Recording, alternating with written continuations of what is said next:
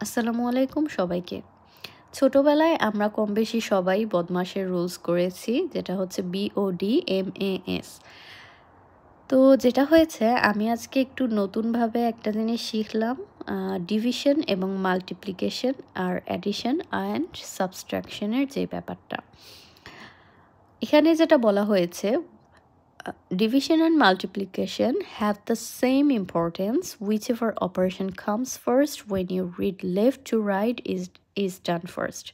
Okay, that's so good.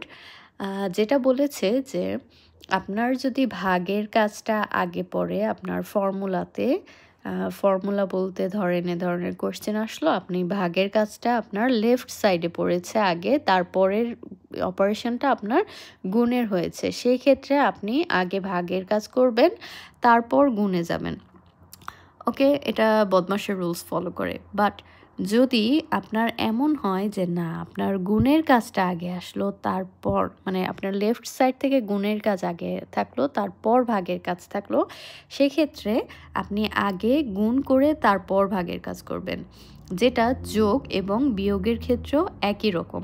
আমি আপনাদেরকে এই 2 নম্বর এক্সাম্পলটা দিয়ে বুঝাচ্ছি। আসলে প্রথমবার যখন আমি প্র্যাকটিস করছিলাম আমার এটা ভুল হয়েছিল, তো তাই আমার মনে হলো যে ওকে আমি এটা দিয়ে আপনাদেরকে দেখাই। ফার্স্টে কি বলেছে, 20 - 18 × 2 + 6। আমি যেটা নিজে আগে করেছিলাম যে 8 দ্বিগুণে 16, তো 16 + 6 = 22, তো 20 থেকে 22 মাইনাস করে আমি -2 অ্যান্সার বসিয়েছিলাম রুলস, বদমাশের রুলস ফলো করে। বাট আমার তখন যখন আমি -2 এখানে অ্যান্সার দিয়েছিলাম, আমাকে শো করেছে আমি কারেক্ট অ্যান্সার দেইনি। তো পরে আমাকে অ্যান্সার দেখিয়েছে যে এটার 10 হবে।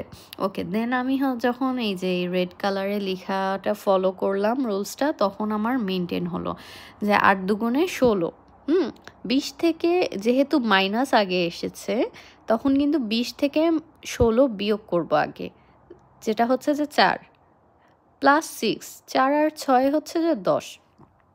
দেখেন, বদমাশের রুলস অনুযায়ী কিন্তু আমার আগে যোগের কাজ হওয়ার কথা ছিল, পরে বিয়োগের কাজ হওয়ার কথা ছিল, তাই না? এই যে এখানে BODMAS, অ্যাডিশন আগে এসেছে, সাবট্রাকশন পরে এসেছে।